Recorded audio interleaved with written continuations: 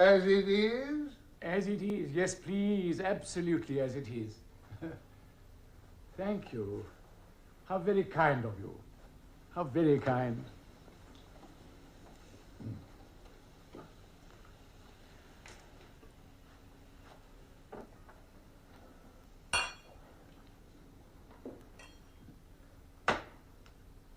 And cheers. Your health.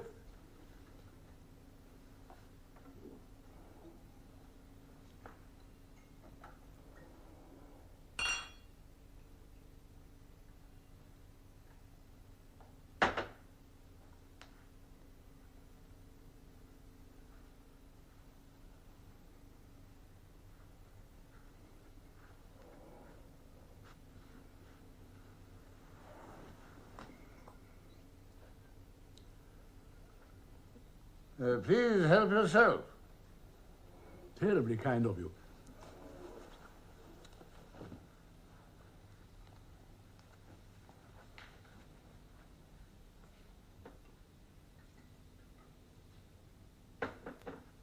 Your good health.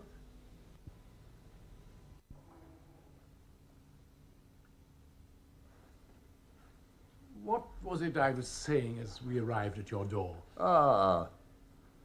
Let me see. Yes, I was talking about strength.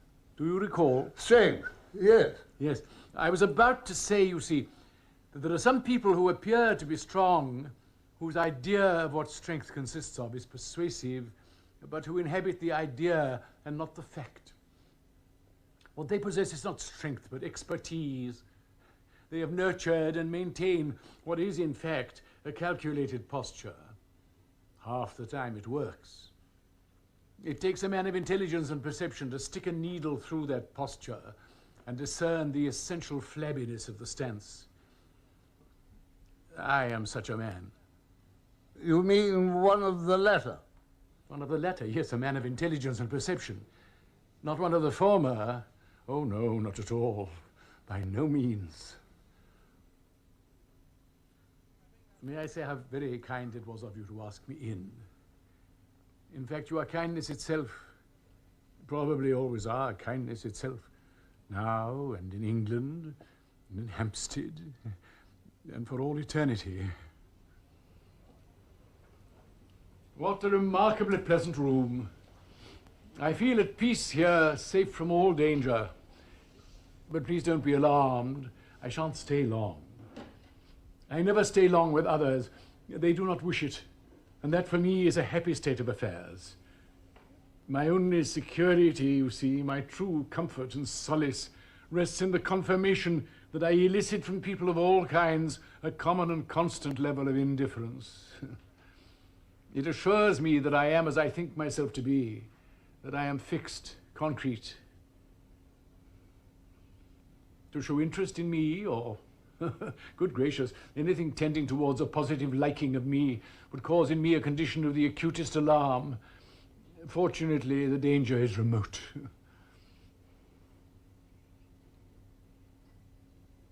I speak to you with this startling candor because you are clearly a reticent man, which appeals, and because you are a stranger to me, and because you are clearly kindness itself. Do you often hang about Hampstead Heath? No. But on your excursions, however rare, on your rare excursions, you hardly expect to run into the likes of me, I take it. Hardly. I often hang about Hampstead Heath myself, expecting nothing. I am too old for any kind of expectation. Don't you agree? Yes. A pitfall and snare, if ever there was one. But of course I observe a good deal on my peeps through twigs. A wit once entitled me a betwixt twig peeper. A most clumsy construction, I thought. Infelicitous. My Christ, you're right. What a wit! You're most acutely right. All we have left is the English language. Can it be salvaged? That is my question. You mean in what rests its salvation? More or less. Its salvation must rest in you. It's uncommonly kind of you to say so. And you too, perhaps, although I haven't sufficient evidence to go on as yet. You mean because I've said a little? You're a quiet one. It's a great relief. Can you imagine two of us gabbling away like me? It would be intolerable. Oh, by the way, with reference to peeping, I do feel it incumbent upon me to make one thing clear. I don't peep on sex. That's gone forever. You follow me? When my twigs happen to, shall I say, rest their peep on sexual conjugations, however periphrastic, I see only whites of eyes, so close they glut me. No distance possible. And when you can't keep the proper distance between yourself and others, when you can no longer maintain an objective relation to matter, the game's not worth the candle, so forget it and remember that what is obligatory to keep in your vision is space. Space in moonlight, particularly, and lots of it. You speak with the weight of experience behind you. And beneath me. Experience is a paltry thing. Everyone has it and will tell his tale of it. I leave experience to psychological interpreters, the wet dream world. I myself can do any graph of experience you wish to suit your taste or mine. Child's play. The present will not be distorted. I am a poet. I am interested in where I am eternally present and active.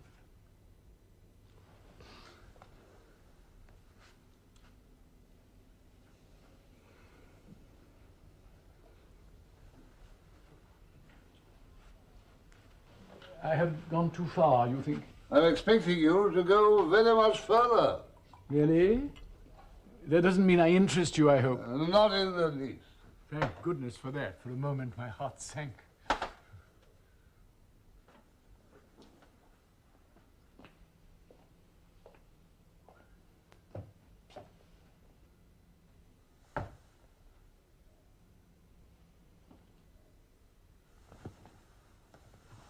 But nevertheless, you're right.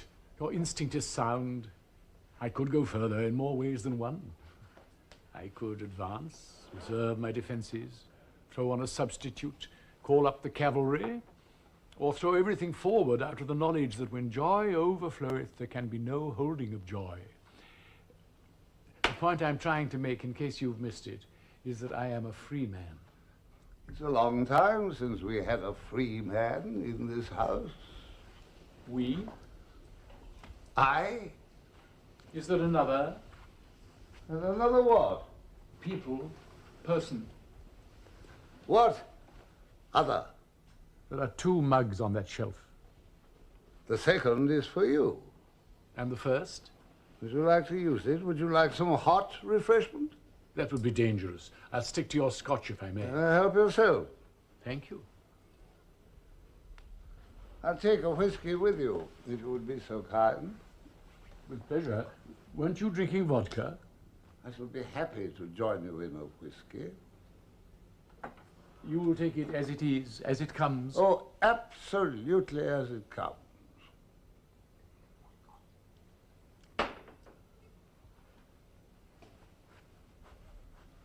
You're very good health. Yours. Tell me, do you often hang about Jack Straw's castle?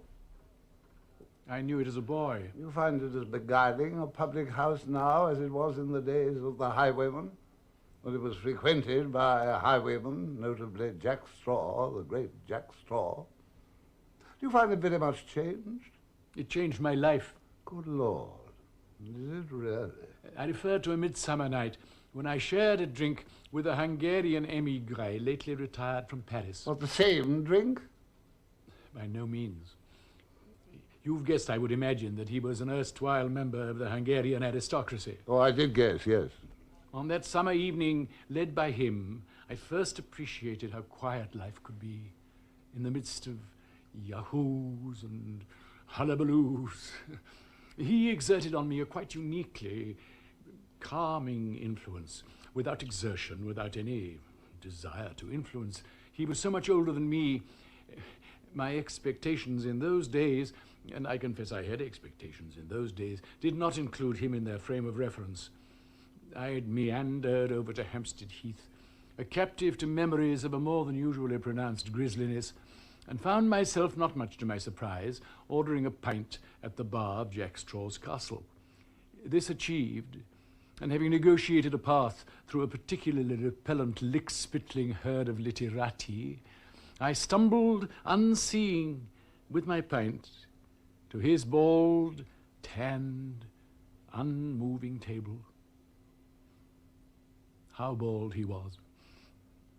I think after quite half my pint had descended, never to be savoured again, that I spoke suddenly. Suddenly spoke and received a response, no other word will do, a response the like of which... What was he drinking? What? What was he drinking? Pernod. I was impressed, more or less at that point, by an intuition that he possessed a measure of serenity the like of which I had never encountered. Well, what did he say? You expect me to remember what he said? No. What he said all those years ago is neither here nor there. It was not what he said, but possibly the way he sat, that has remained with me all my life, and has, I am quite sure, made me what I am. And I met you at the same pub tonight, although at a different table. And I wonder at you now, as once I wondered at him. But will I wonder at you tomorrow, I wonder, as I still wonder at him today? I cannot say. It cannot be said.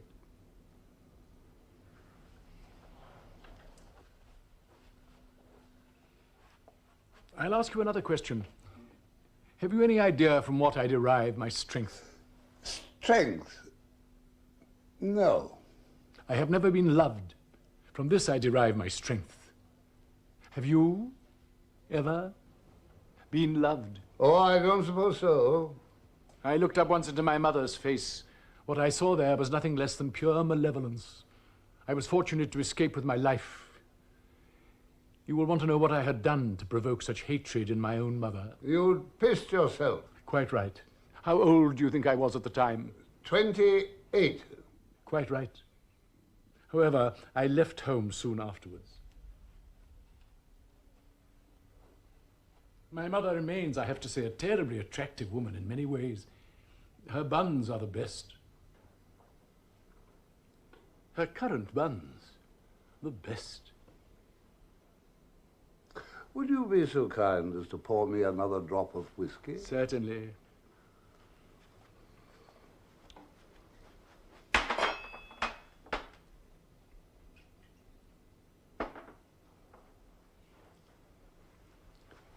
Perhaps it's about time I introduced myself. My name is Spooner. Ah. I'm a staunch friend of the arts, particularly the art of poetry, and a guide to the young. I keep open house.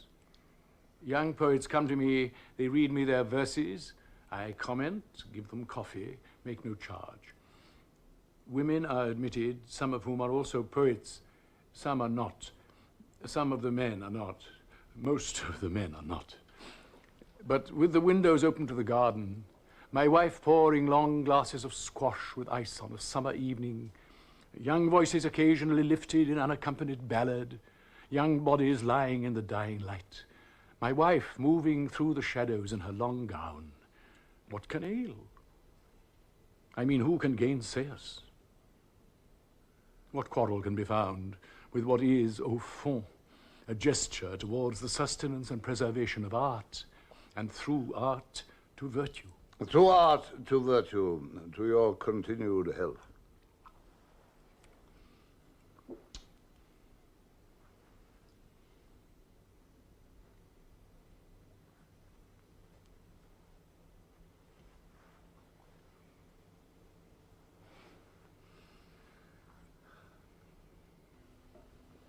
When we had our cottage, we gave our visitors tea on the lawn. I did the same. On the lawn? I did the same. You had a cottage? Tea on the lawn. What happened to them? What happened to our cottages? What happened to our lawns? Be frank, tell me. You've revealed something. You've made an unequivocal reference to your past. Don't go back on it. We share something, a memory of the bucolic life. We're both English. In the village church, the beams are hung with garlands in honor of young women of the parish reputed to have died virgin. However, the garlands are not bestowed upon maidens only, but on all who die unmarried, wearing the white flower of a blameless life. You mean that not only young women of the parish, but also young men of the parish are so honored? I do. And that old men of the parish who also die maiden are so garlanded? Certainly. I am enraptured. Tell me more. Tell me more about the quaint little perversions of your life and times. Tell me more, with all the authority and brilliance you can muster, about the socio-politico-economic structure of the environment in which you attain to the age of reason. Tell me more. There is no more.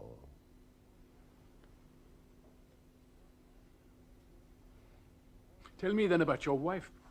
What wife? How beautiful she was, how tender and how true.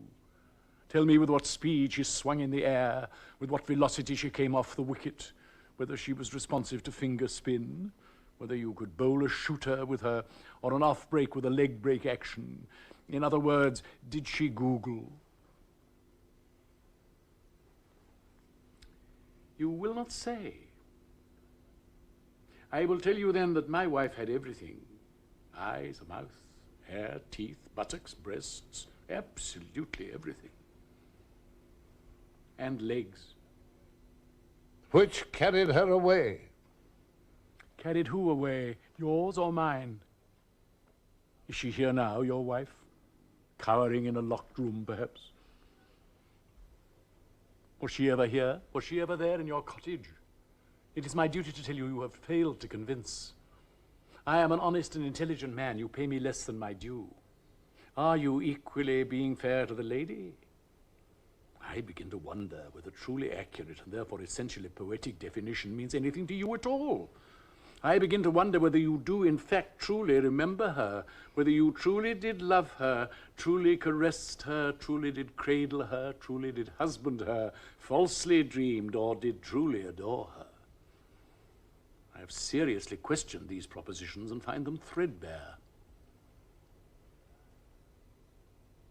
Her eyes, I take it, were hazel?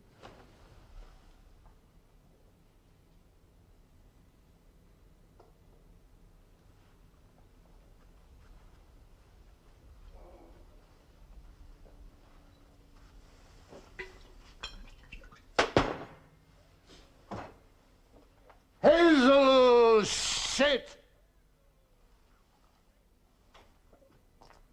Good Lord, do I detect a touch of the maudlin? Hazel shit? I ask myself, have I ever seen hazel shit? Or hazel eyes, for that matter?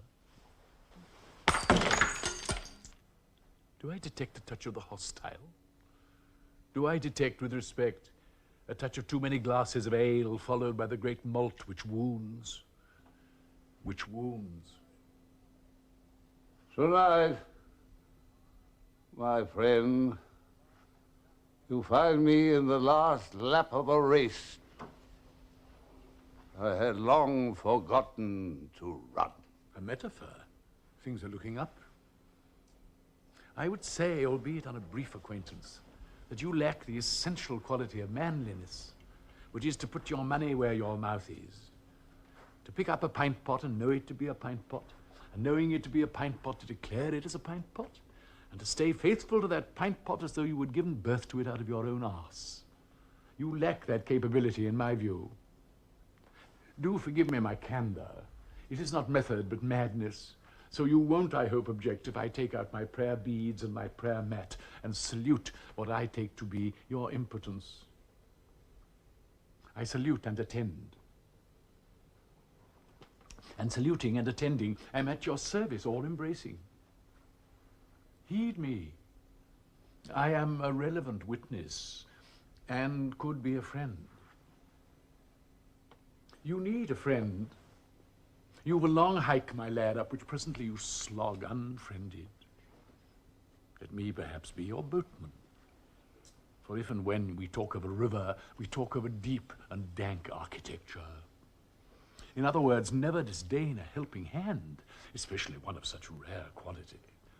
And it is not only the quality of my offer which is rare, it is the act itself, the offer itself, quite without precedent. I offer myself to you as a friend. Think before you speak. Remember this. You've lost your wife of hazel hue. You've lost her, and what can you do? She will no more come back to you with a telephona, telephona, telephoneddy for leddy fellow. No. No man's land does not move or change or grow old. Remains forever icy,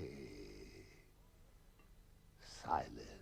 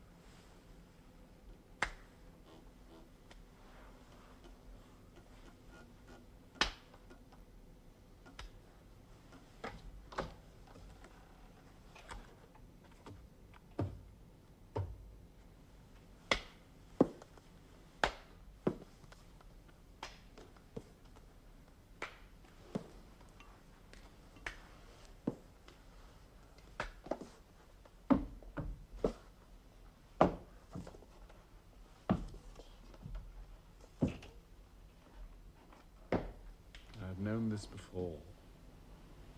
Exit through the door by way of belly and floor.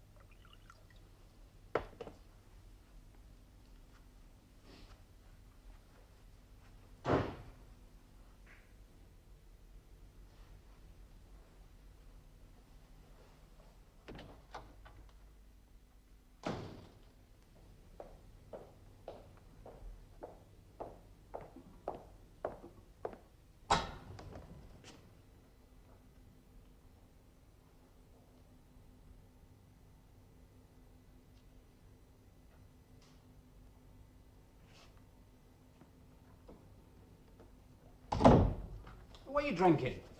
Christ, I'm thirsty. How are you? I'm parched. Now, what are you drinking? It's bloody late. I'm worn to a frazzle. This is what I want. Taxi? No chance. Taxi drivers are against me. There's something about me, some unknown factor. My gait, perhaps? Or perhaps because I travel incognito. Oh, better. Works wonders. How are you? What are you drinking? Who are you? I thought I'd never make it. What a hike. And not only that, I'm defenceless. I don't carry a gun in London.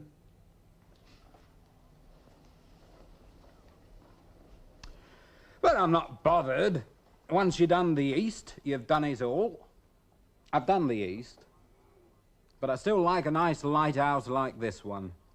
Have you met your host? He's my father. It was our night off tonight, you see. He was going to stay at home and listen to some leader. I hope he had a quiet and pleasant evening. Who are you, by the way? And now what are you drinking? I'm a friend of his. You're not typical.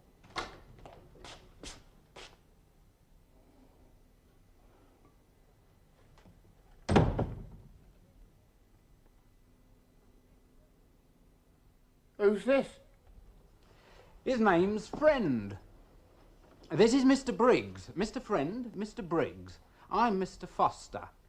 Old English stock. John Foster. Jack. Jack Foster. Old English name, Foster. John Foster, Jack Foster. Foster! This man's name is Briggs. I've seen Mr. Friend before. You seen him before? I know it. Do you really? I've seen you before. Possibly, possibly. Yes, you collect the beer mugs from the tables in a pub in Chalk Farm. The landlord's a friend of mine. When he's short-handed, I give him a helping hand. Who says the landlord's a friend of yours? He does. I'm talking about the Bull's Head in Chalk Farm. Yes, yes, so am I. So am I. I know the Bull's Head. The landlord's a friend of He mine. collects the mugs. First-class pub. I've known the landlord for years. He says he's a friend of the landlord. He says he's a friend of our friend, too. What friend? Our host.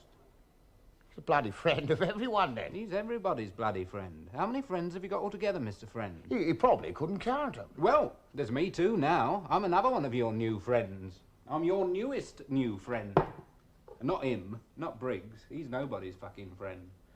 People tend to be a little wary of Briggs. They balk at giving him their all. But me they like at first sight. Sometimes they love you at first sight. Sometimes they do. That's why when I travel, I get all the gold. Nobody offers me dross. People take an immediate shine to me, especially women. Especially in Siam or Bali. He knows I'm not a liar. Tell him about the Siamese girls. They loved him at first sight. You're not Siamese, though, are you? He's a very long way from being Siamese. You ever been out there? I've been to Amsterdam. I mean, that was the last place I visited. I know Europe well. My name is Spooner, by the way. Yes. One afternoon in Amsterdam, I was sitting outside a cafe by a canal. The weather was superb. At another table in shadow was a man whistling under his breath, sitting very still, almost rigid. At the side of the canal was a fisherman. He caught a fish, he lifted it high. The waiter cheered and applauded. The two men, the waiter and the fisherman, laughed. A little girl passing laughed. Two lovers passing kissed. The fish was lofted on the rod. The fish and the rod glinted in the sun as they swayed. The fisherman's cheeks were flushed with pleasure.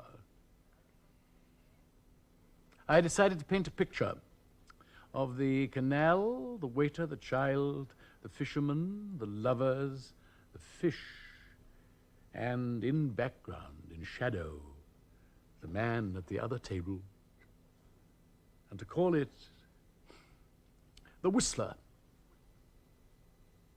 The Whistler. If you had seen the picture and the title, would the title have baffled you? Do you want to answer that question? No, go on. You answer it. Well, speaking for myself, I think I would have been baffled by that title. But I might have appreciated the picture. I might even have been grateful for it.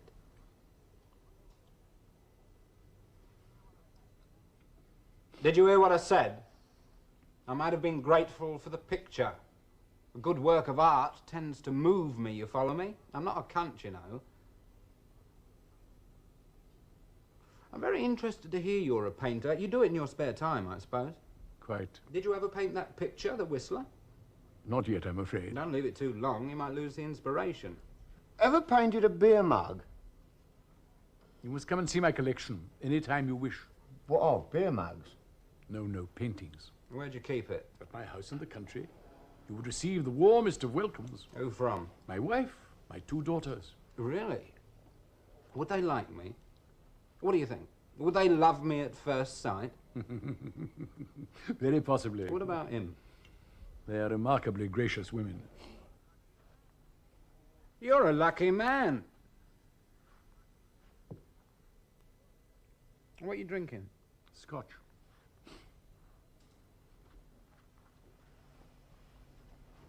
What do you make of this?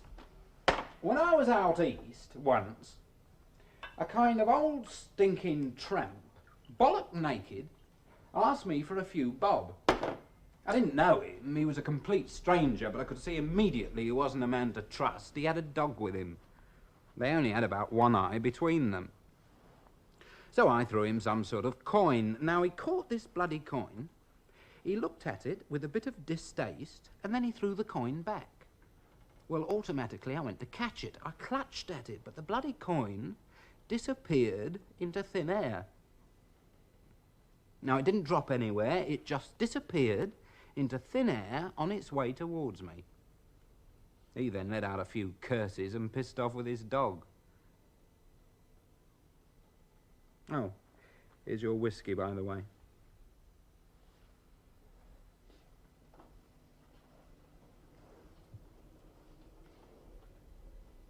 What do you make of that incident? He was a con artist. Do you think so?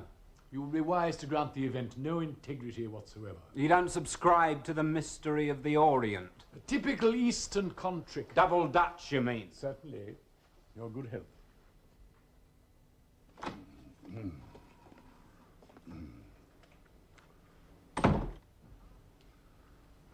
I can't sleep. I slept briefly, I think. Perhaps it was sufficient. Yes, I woke up out of a dream. I feel cheerful. Who'll give me a glass of whiskey? My goodness, is this for me? How did you know? You knew. Oh, you're very sensitive. Cheers. The first today. What day is it? What's the time? Is it still night? Yes. The same night. I was dreaming of a waterfall. No, of a lake. I think it was just recently. Can you remember when I went to bed? Was it daylight? It's good to go to sleep in the late afternoon, after tea and toast. You hear the faint beginnings of the evening sounds, then nothing. As everywhere else, people are changing for dinner. You're tucked up, the shutters closed, gaining a march on the world.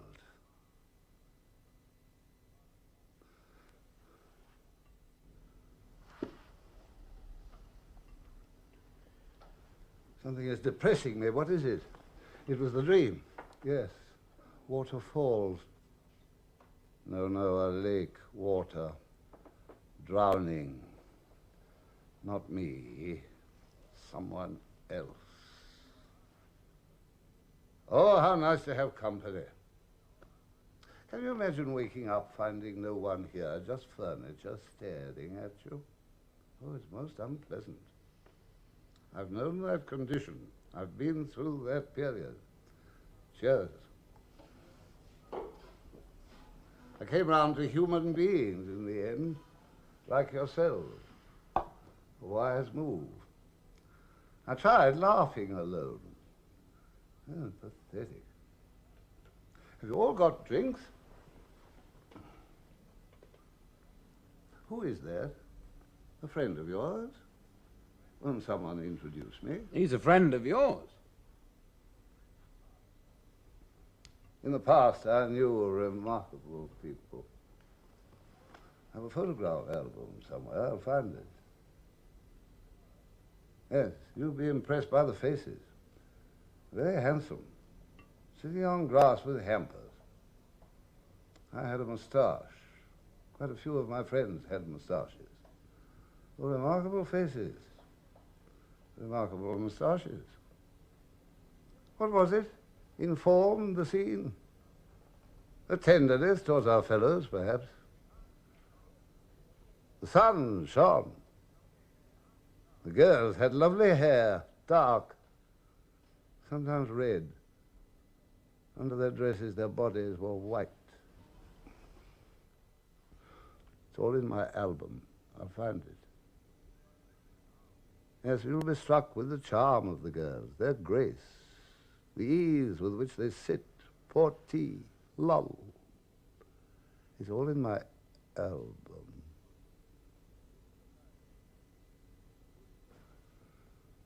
Who is the kindest among you?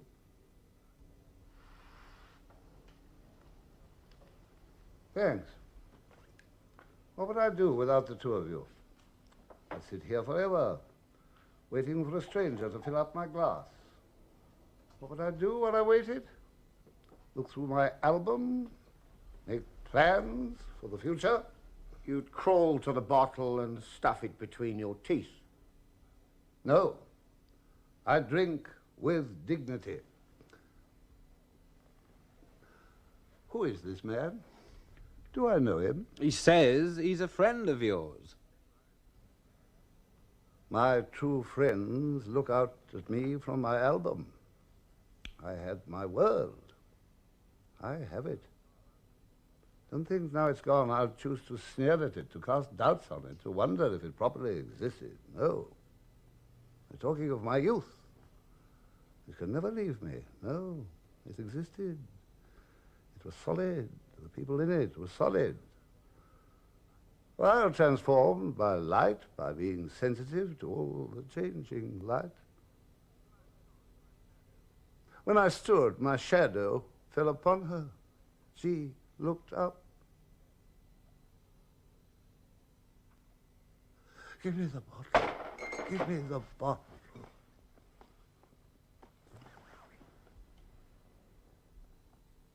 It's gone. Did it exist?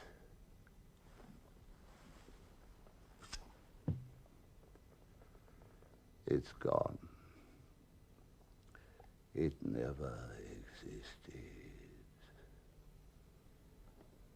It remains. I am sitting here forever.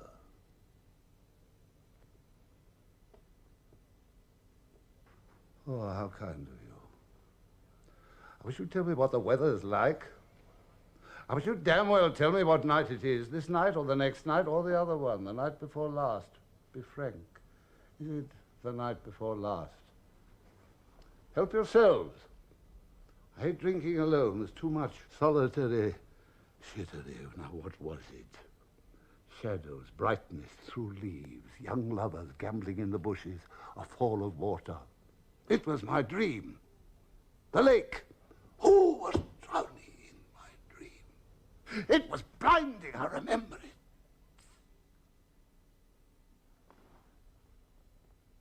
I have forgotten.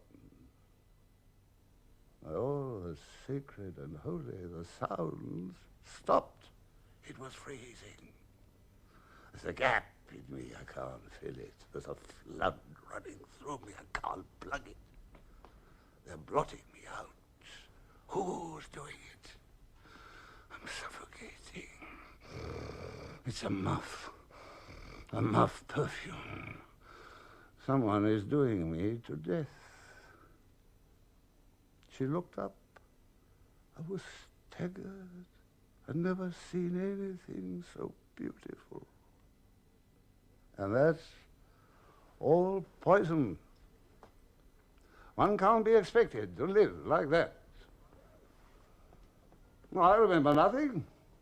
And sitting in this room, I see you all, every one of you, a sociable gathering. The dispositions are kindly. Am I asleep? There's no water. No one is drowning. Yes, yes. Come on, come on, come on. Pipe up, speak up, speak up, speak up. You're fucking me about, you bastards. Ghosts, long ghosts. You're making noises. I can hear you humming. I wear a crisp blue shirt at the Ritz. I wear a crisp blue shirt at the Ritz. I know him well, the wine waiter, Boris. He's been there for years. Finding shadows in a fall of water. It was I drowning in your dream. Bugger off.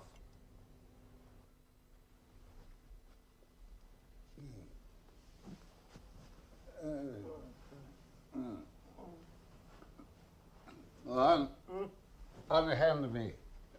He has grandchildren, as have I, as I have. We both have fathered. We are of an age. I know his wants. Let me take his arm. Respect our age. Come, I'll seat you. There's no pity in these people. Christ! I am your true friend. That is why your dream was so distressing. You saw me drowning in your dream, but have no fear. I am not drowned. Christ! Would you like me to make you some coffee? He thinks he's a waiter in Amsterdam. Service non-compris. Whereas he's a pint pot attendant in the Bull's Head. And a piss pot attendant as well. Our host must have been in the Bull's Head tonight, where he had an unfortunate encounter. Hey, Scout!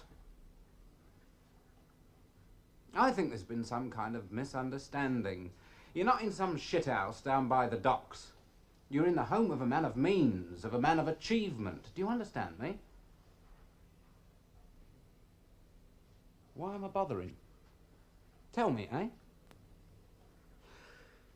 Listen, chummy bum. We protect this gentleman against corruption, against men of craft, against men of evil. We could destroy you without a glance.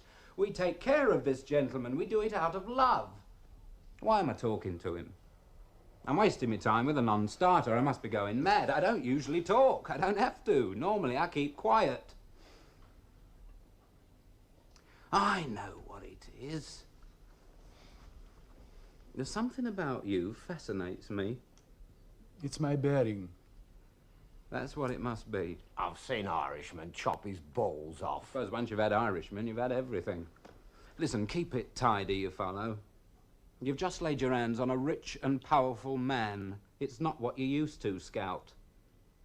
How can I make it clear? This is another class. It's another realm of operation. It's a world of silk. It's a world of organdy. It's a world of flower arrangements. It's a world of 18th century cookery books. It's nothing to do with toffee apples and a packet of crisps. It's milk in the bath. It's the cloth bell pull. It's organisation. It's not rubbish. It's not rubbish. We deal in originals. Nothing duff, nothing ersatz. We don't open any old bottle of brandy. Mind you don't fall into a quicksand. Why don't I kick his head off and have done with it? I am of the same age as your master. I used to picnic in the country, too, at the same time as he. Listen, my friend. This man in this chair, he's a creative man. He's an artist. We make life possible for him. We're in a position of trust. Don't try to drive a wedge into a happy household. Do you understand me? Don't try to make a nonsense out of family life. If you can't, I can. Come here.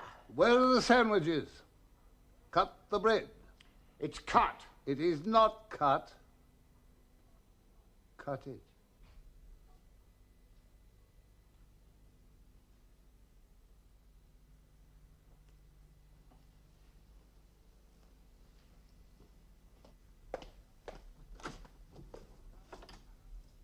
I'll go and cut it.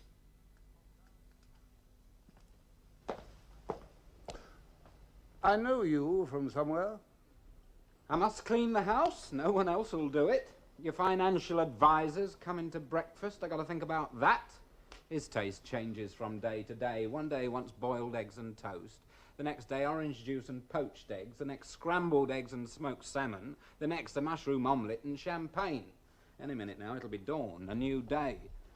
Your financial advisor's dreaming of his breakfast, is dreaming of eggs, eggs, eggs. What kind of eggs? I'm exhausted. I've been up all night.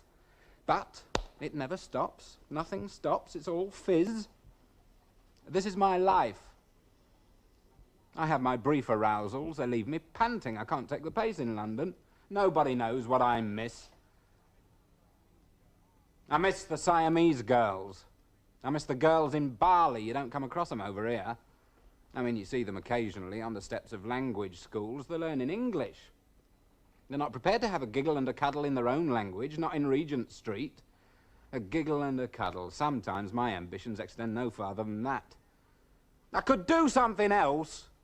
I could make another life. Don't have to waste me time looking after a piss hound. I could find the right niche and be happy. The right niche, the right happiness. We're out of bread. I'm looking at the housekeeper. Neurotic poof.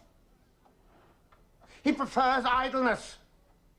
Unspeakable pods. He prefers the Malay Straits where they give you hot toddy in a four-poster. He's nothing but a vagabond cock. Move over!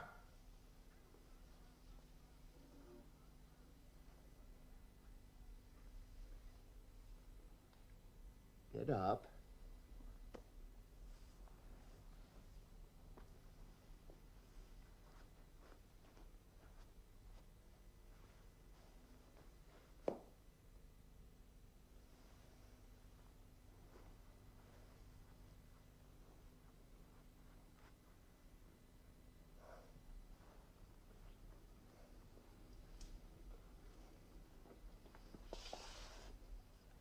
Keep on the move. Don't look back. I know that man.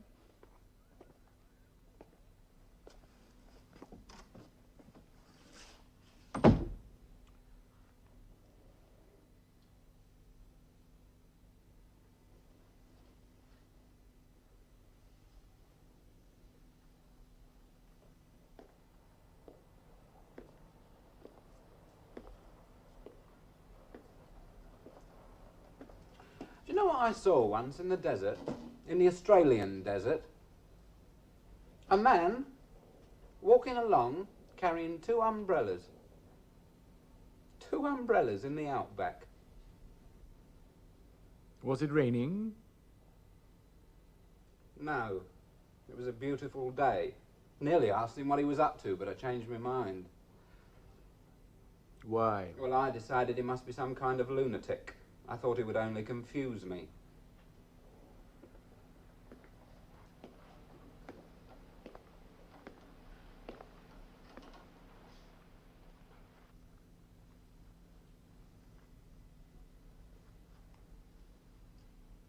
Listen, you know what it's like when you're in a room with the light on and then suddenly the light goes out? I'll show you. It's like this.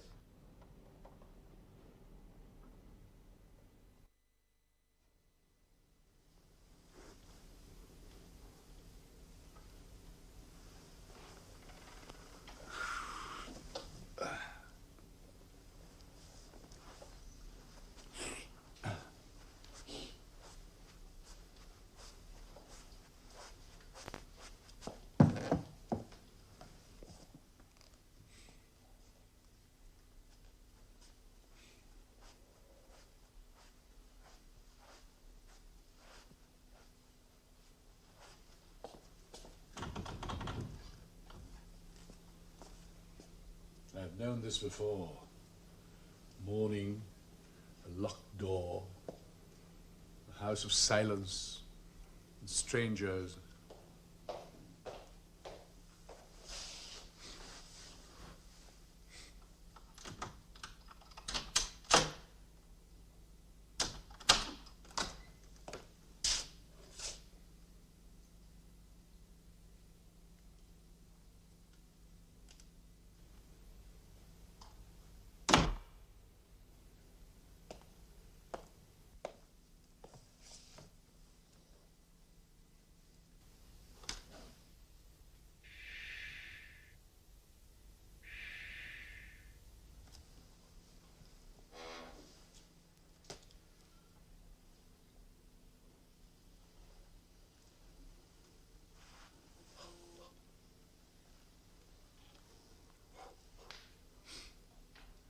I've been asked to inquire if you're hungry.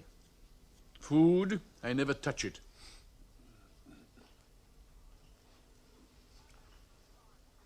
The financial advisor didn't turn up. You can have his breakfast.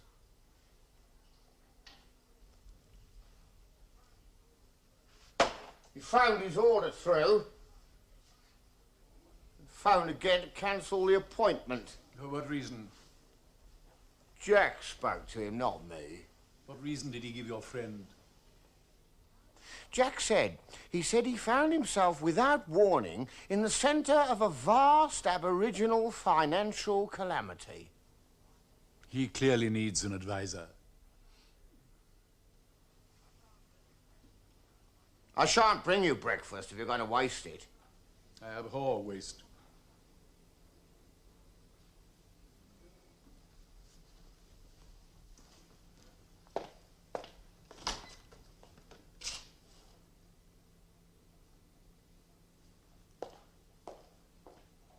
I have known this before. The door unlocked, the entrance of a stranger, the offer of arms, the shark in the harbour.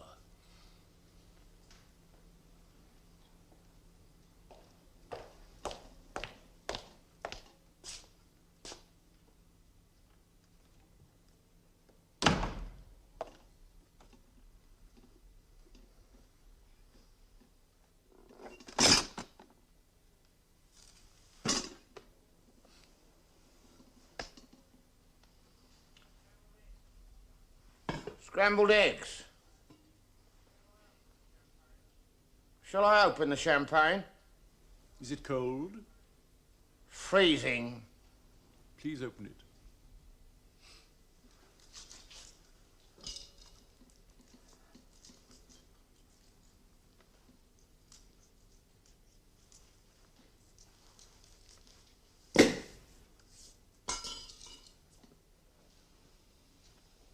Who is the cook?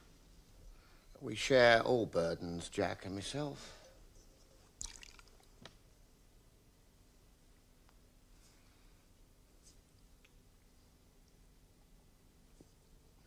Thank you.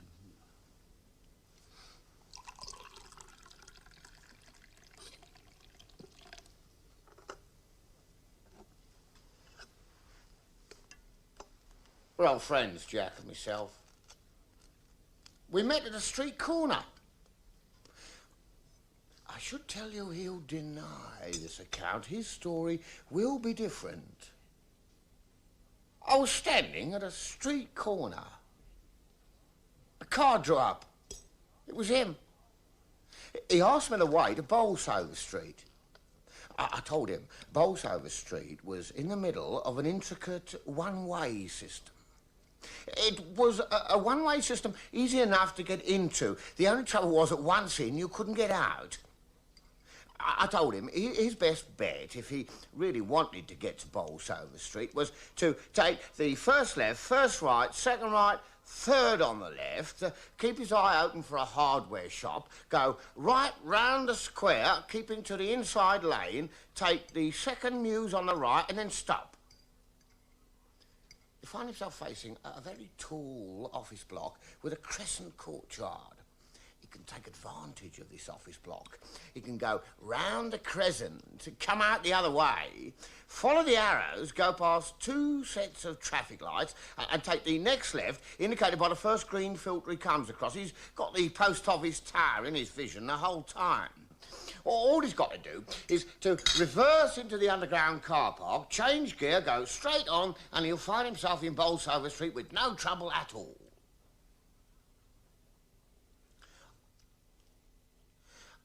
I did warn him, though, that he'll still be faced with the problem, having found Bolsover Street, of losing it.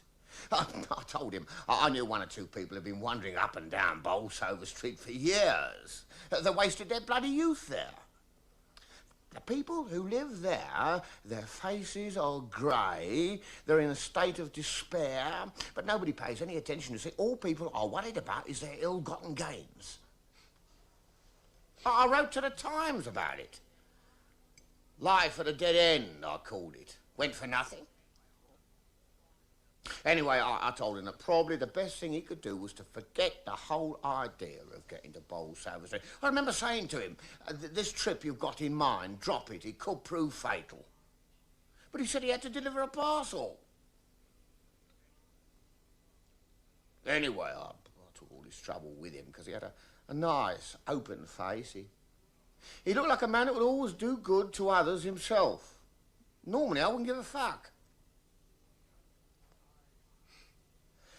I should tell you he'll deny this account. His story will be different.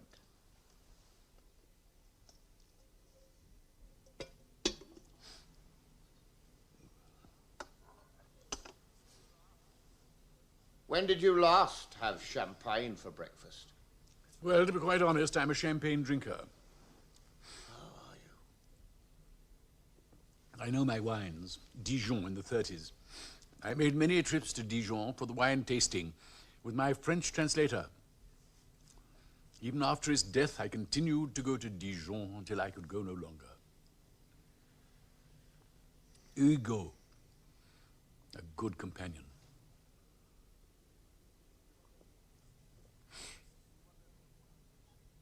You will wonder, of course, what he translated. The answer is my verse. I am a poet. I thought poets were young. I am young.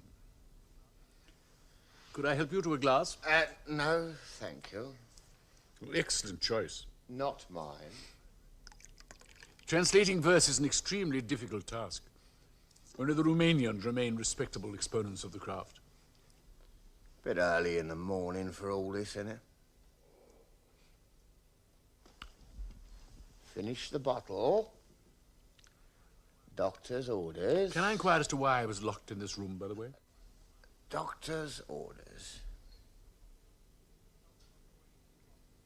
Tell me when you're ready for coffee.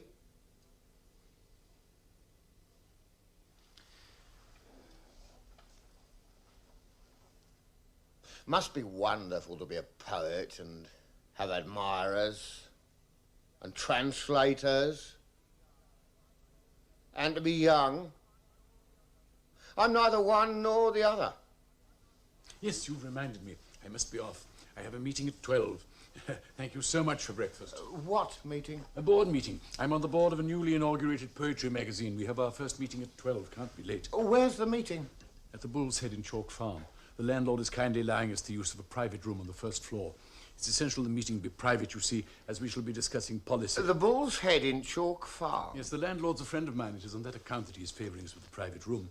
It's true, of course, I did inform him that Lord Lancer would be attending the meeting. He at once appreciated that a certain degree of sequesteredness would be the order of the day. Lord Lancer? Our patron. He's not one of the Bengal Lancers, is he? No, he's of Norman descent. A man of culture? Impeccable credentials. Some of these aristocrats hate the arts. Lord Lancer is a man of honour. He loves the arts. He has declared this love in public. He never goes back on his word. But I must be off. Lord Lancer does not subscribe to the view that poets can treat time with nonchalance. Jack could do with a patron. Jack? He's a poet. Poet, really? Well, if he'd like to send me some examples of his work, double-spaced on quarto, with copies in separate folder, by separate post in case of loss or misappropriation, stamped addressed envelope enclosed, I'll read them. That's very nice of you. Not at all. You can tell him he can look forward to a scrupulously honest and, if I may say so, highly sensitive judgment. I'll tell him he's in real need of a patron. The boss could be his patron, but he's not interested. Perhaps because he's a poet himself, it's possible there's an element of jealousy in it. I don't know. Not that the boss isn't a very kind man. He is. He's a very civilized man, but he's still human. The boss is a poet himself. Don't be silly. He's more than that, isn't he? He's an essayist and critic as well. He's a man of letters. I thought his face was familiar.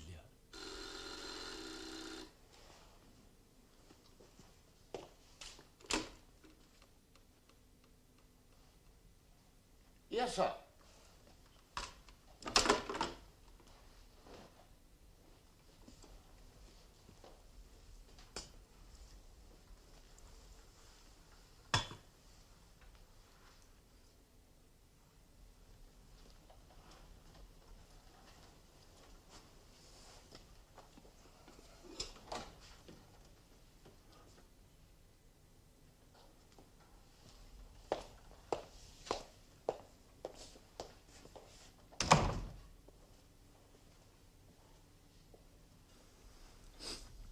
have known this before. The voice unheard, a listener, the command from an upper floor. Charles! How nice of you to drop in. Well, have they been looking after you all right? Denson, let's have some coffee, will you? You're looking remarkably well. Haven't changed a bit. Well, it's the squash, I expect, keeps you up to the mark. You're quite a dab hand at Oxford, as I recall. Still at it. Wise man, sensible chap. My goodness, it's years. When did we last meet? I have a suspicion we last dined together at the club in '38. Does that accord with your recollection? Croxley was there. Yes, Wyatt. Burston Smith. All comes back to me. What a bunch. What a night, as I recall. All dead now, of course. No.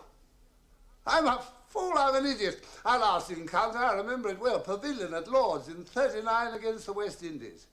Hutton and Compton batting superbly, Constantine bowling, war looming. Surely I'm right. We shared a particularly fine bottle of port. You look as fit now as you did then. Did you have a good war? Oh, thank you, Denison. Just put it down there, will you? That'll do. Thank you.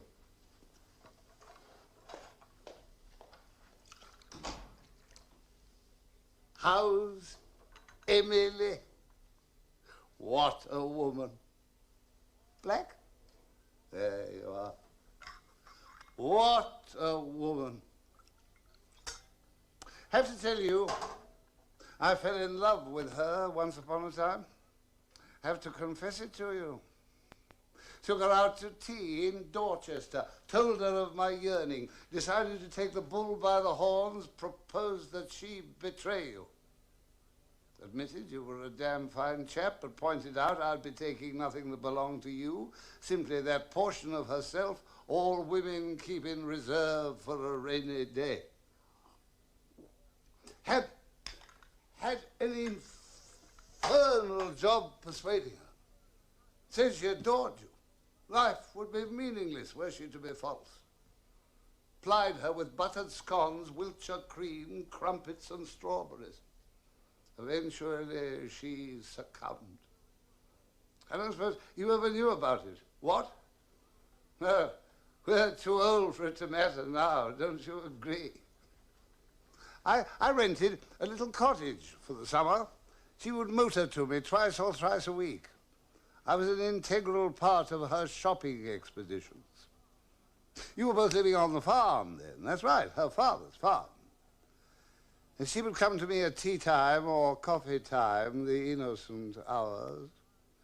That summer she was mine, while you imagined her to be solely yours. Oh, she loved the cottage. She loved the flowers, as did I. Narcissi, crocus, dog's tooth violets, fuchsia, jonquils, pinks, verbena. Her delicate hands. I'll never forget her way with jonquils. Do you remember, was it '37, you took her to France? I was on the same boat, kept to my cabin. While you were doing your exercises, she came to me. Her ardor was, in my experience, unparalleled. Oh, well. Of course, you're always preoccupied with your physical condition, were you not? Oh, don't blame you. Fine figure of a chap, natural athlete, medals, scrolls. Your name inscribed in gold. Once a man's breasted the tape alone, he's breasting the tape forever. His golden moment can never be tarnished. You run still. How was it after we left Oxford we saw so little of each other? I mean, you had another string to your bow, did you not? You were a literary man, as was I. Yes, I know we shared the occasional picnic with Tubby Wells and all that crowd. We shared the occasional whiskey and soda at the club, but we were never close. I wonder why. Of course, I was successful awfully early. You did say you had a good war, didn't you? A rather good one, yes. Oh, how splendid. What, the RAF? Navy. Oh, how splendid. What, destroyers? Torpedo boats. Oh, first rate. Kill any Germans? One or two. Well done.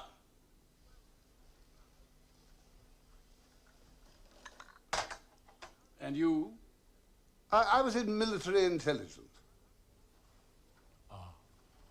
You pursued your literary career after the war. Oh, yes. So did I.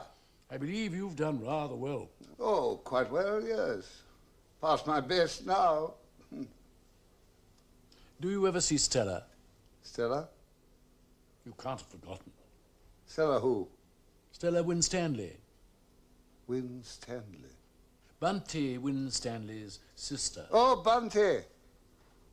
No, I never see her. You were rather taken with her. Was the old chap?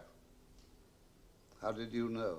I was very fond of Bunty. He was most dreadfully annoyed with you, wanted to punch you on the nose. What for? For seducing his sister. What business was that of his? He was her brother. That's my point. What on earth are you driving at? Bunty introduced Rupert to Stella. He was terribly fond of Rupert. He gave the bride away. He and Rupert were terribly old friends. He threatened to horsewhip you. Who did? Bunty. He never had the guts to speak to me himself. Stella begged him not to. She implored him to stay his hand. She implored him not to tell Rupert. I see. But who told Bunty? I told Bunty. I was frightfully fond of Bunty. I was also frightfully fond of Stella. You appear to have been a close friend of the family. Mainly of Arabella's. We used to ride together. What? Well, Arabella Hinscott? Yes. I knew her at Oxford. So did I. Oh, I was very fond of Arabella. Arabella was very fond of me. Bunty was never sure of precisely how fond she was of me, nor of what form that fondness took. What in God's name do you mean? Bunty trusted me. I was best man at their wedding. He also trusted Arabella. I should warn you that I was always extremely fond of Arabella. Her father was my tutor. I used to stay at their house. I knew her father well. He took a great interest in me. Arabella Hinscott was a girl of the most refined and organized sensibilities. I agree. Are you trying to tell me you had an affair with Arabella? A form of an affair. She had no wish for full consummation. She was content with her particular predilection, consuming the male member.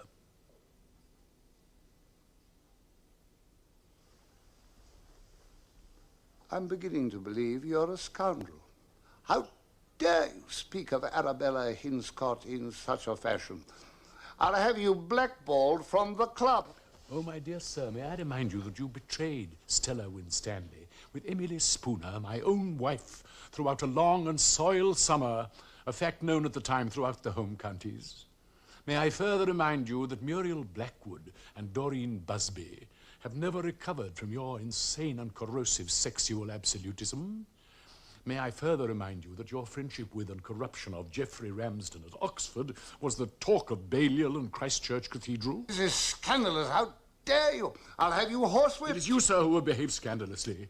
To the fairest of sexes, of which my wife was the fairest representative, it is you who have behaved unnaturally and scandalously to the woman who was joined to me in God. I, sir, unnaturally, scandalously. Scandalously, she told me all. You listened to the dribblings of a farmer's wife. Since I was the farmer, yes. You were no farmer, sir. A weekend wanker.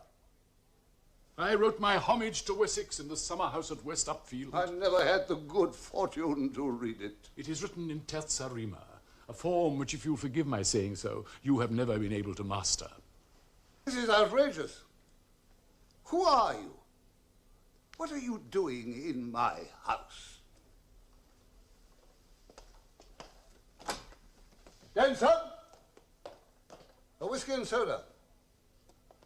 You are clearly a lout. The Charles Weatherby I knew was a gentleman. I see a figure reduced. I am sorry for you.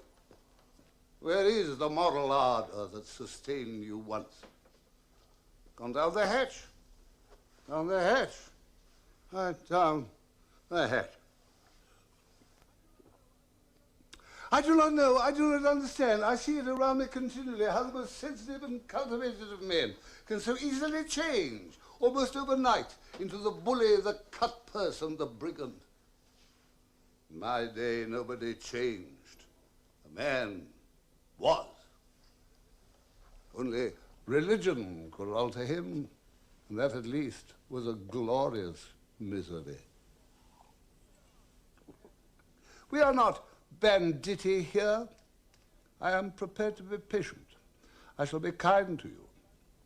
I shall show you my library. I might even show you my study. I might even show you my pen and my blotting pad. I might even show you my footstool. Another.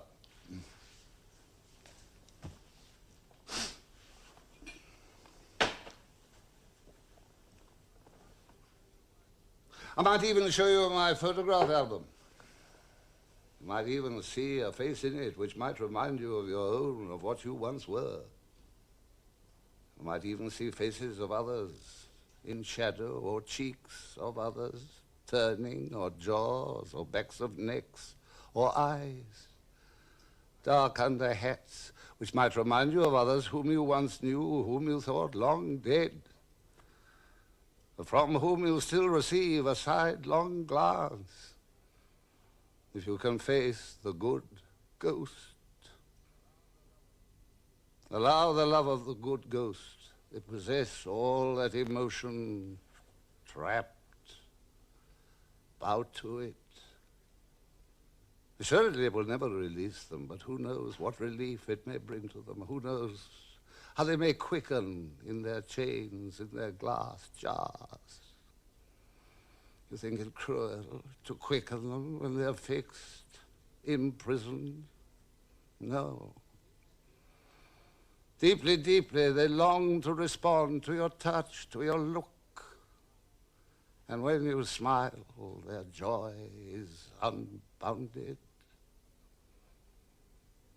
So I say to you, tender the dead, as you yourself would be tendered now in what you might describe as your life. They're blank, mate, blank. The blank dead.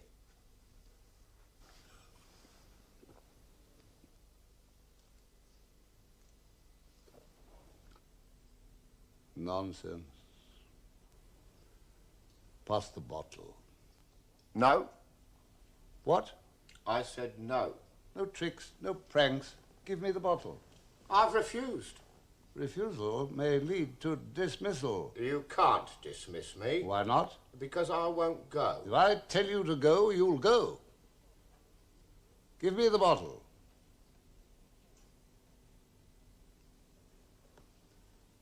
Bring me the bottle.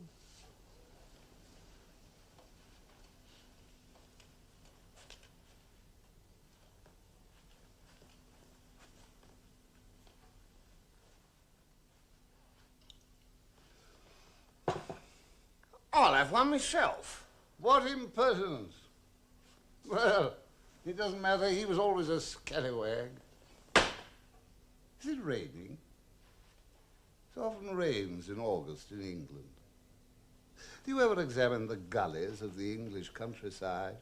Under the twigs, under the dead leaves, you'll find tennis balls, blackened. Girls threw them for their dogs or children for each other. They rolled into the gully. They're lost there, given up for dead. Centuries old. It's time for your morning walk. I said it's time for your morning walk. My morning walk? No, I haven't the time this morning. It's time for your walk across the heath. I can't possibly. I'm too busy. I have too many things to do. What's that you're drinking? The great malt which wounds. My God, you haven't got a drink. Where's your glass? Thank you. It would be unwise to mix my drinks. Mix?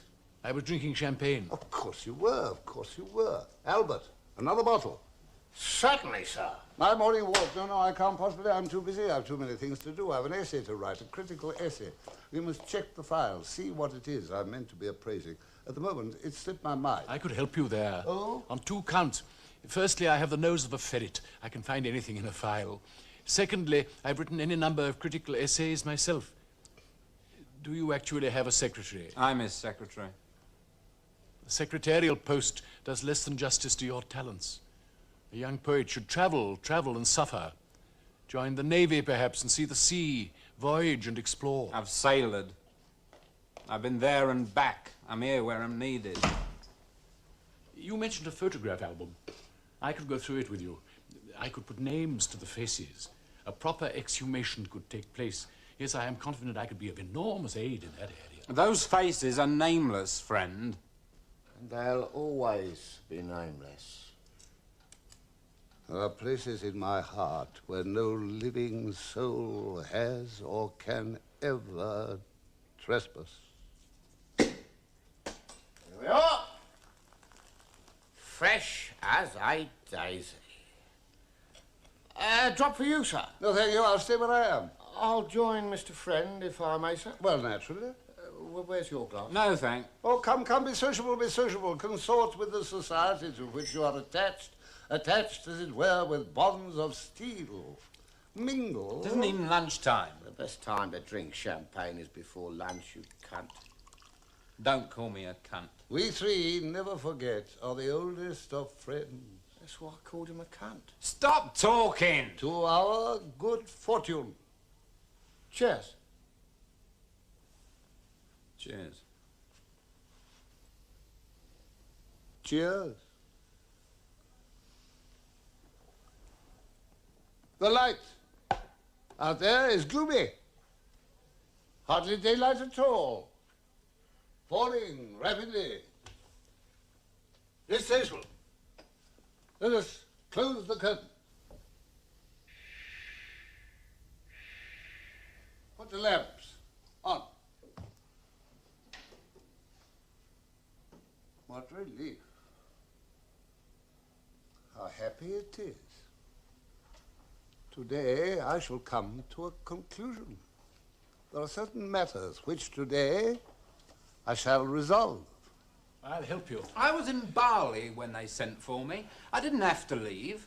I didn't have to come here, but I felt I was called. I had no alternative. I didn't have to leave that beautiful isle, but I was intrigued. I was only a boy, but I was nondescript and anonymous. A famous writer wanted me. He wanted me to be his secretary, his chauffeur, his housekeeper, his amanuensis. How did he know of me? Who told him? He made an imaginative leap. Few can do it, few do it. He did it, and that's why God loves him. You came on my recommendation. I've always liked youth because you can use it. But it has to be open and honest.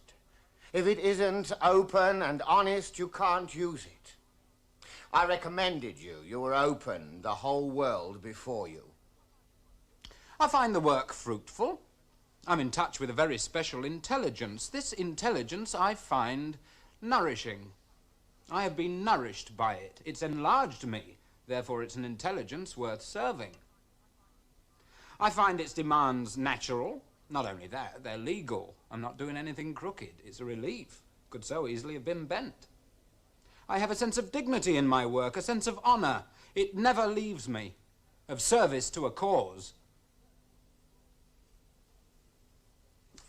He is my associate. He was my proposer. I've learned a great deal from him. He's been my guide, the most unselfish person I've ever met. He'll tell you. Let him speak. Who to? What? Speak, who to? To him. To him. To a piss-hole collector. To a shithouse operator, to a jam rag vendor. What the fuck are you talking about? Look at him.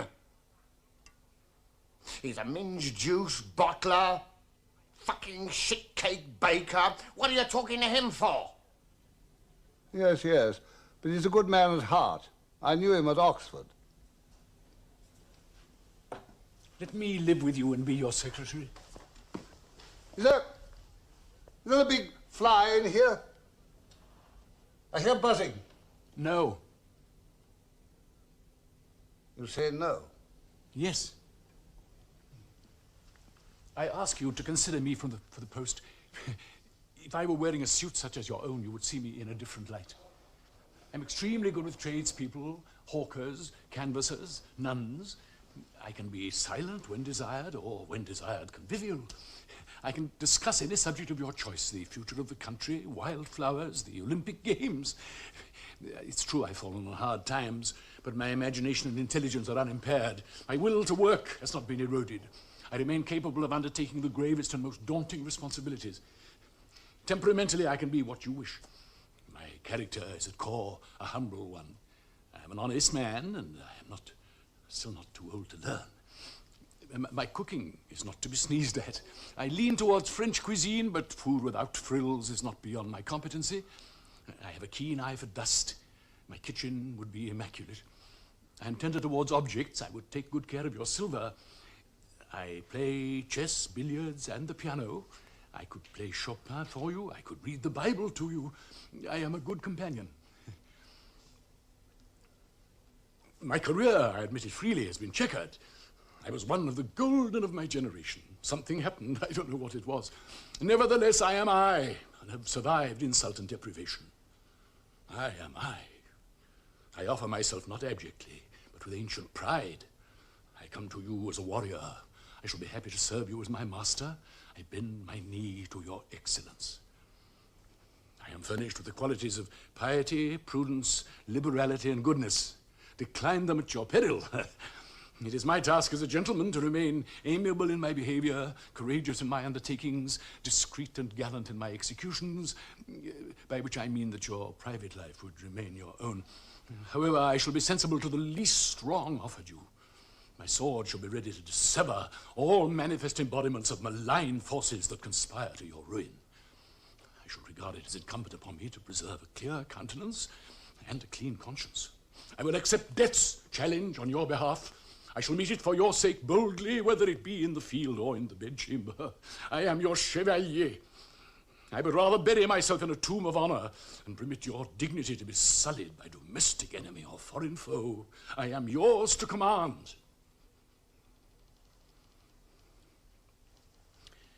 Before you reply, I would like to say one thing more. I occasionally organize poetry readings in the upstairs room of a particular public house. They are reasonably well attended, mainly by the young. I would be happy to offer you an evening of your own. You could read your own works to an interested and informed audience, an audience brimming over with potential for the greatest possible enthusiasm. I can guarantee a full house, and I would be happy to arrange a straightforward fee for you, or, if you prefer, a substantial share of the profits. And the young, I can assure you, would flock to hear you, and my committee would deem it a singular honor to act as your host. You would be introduced by an authority on your work, perhaps myself. After the reading, which I am confident would be a remarkable success, we could repair to the bar below, where the landlord, who happens to be a friend of mine, would I know be overjoyed to entertain you with the compliments of the house. Nearby is an Indian restaurant of excellent standing, at which you would be the guest of my committee. Your face is so seldom seen. Your words, known to so many, have been so seldom heard in the absolute authority of your own rendering that this event will qualify for that rarest of categories, the unique. I beg you seriously to consider the social implications of such an adventure. You would be there in body. It would bring you to the young to you. The elderly, also those who have almost lost hope, would on this occasion leave their homes and present themselves. You would have no trouble with the press. I would take upon myself the charge of keeping them from nuisance. Perhaps you might agree to half a dozen photographs or so, but no more. Unless, of course, you positively wished on such an occasion to speak. Unless you preferred to hold, shall we say, a small press conference after the reading before supper, whereby you could speak through the press to the world. But this is by the by and would in no sense be a condition. Let us content ourselves with the idea of an intimate reading in a pleasing and conducive environment. Let us consider an evening to be remembered by all who take part in her. Let us change the subject for the last time. What have I said? You said you're changing the subject for the last time. Yes, well, what does that mean? It means you'll never change the subject again. What, never? Never. Never? You said for the last time. Yes, but what does it mean? What does that mean? It means forever. It means that the subject is changed once and for all and for the last time forever. If the subject is winter, for instance, it'll be winter forever. Is the subject winter? The subject is now winter, so it'll therefore be winter forever. And for the last time. Which will last forever. If the subject is winter, for example, spring will never come. Yes, but I must ask you. Let me ask you. Summer will never come. The trees will never bud. But I must ask you. Snow will fall forever because you've changed the subject for the last time. Yes, but have I? That's my question. Have we changed the subject? Of course. The previous subject is closed. What was the previous subject? It's forgotten. You've changed What it. is the present subject? That there is no possibility of changing the subject since the subject has now been changed. for the last time. So that nothing else will happen forever. You'll simply be sitting here forever. But not alone. No. We'll be with you, Briggs and me. It's night. And will always be night. Because the subject Can never be changed.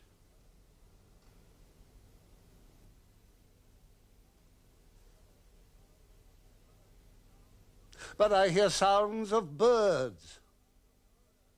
Don't you hear them? Sounds I never heard before. I hear them as they must have sounded then when I was young. Although I never heard them then, although they sounded about us then. Yes, it is true.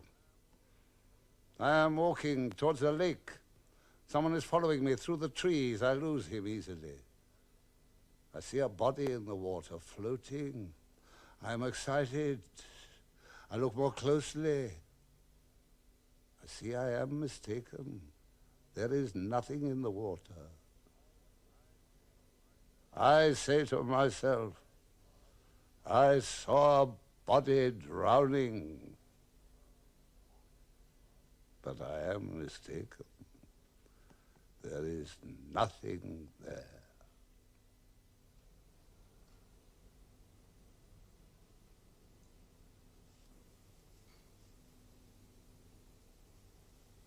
No. You are in no man's land, which never moves, which never changes, which never grows older, but which remains forever, icy and silent.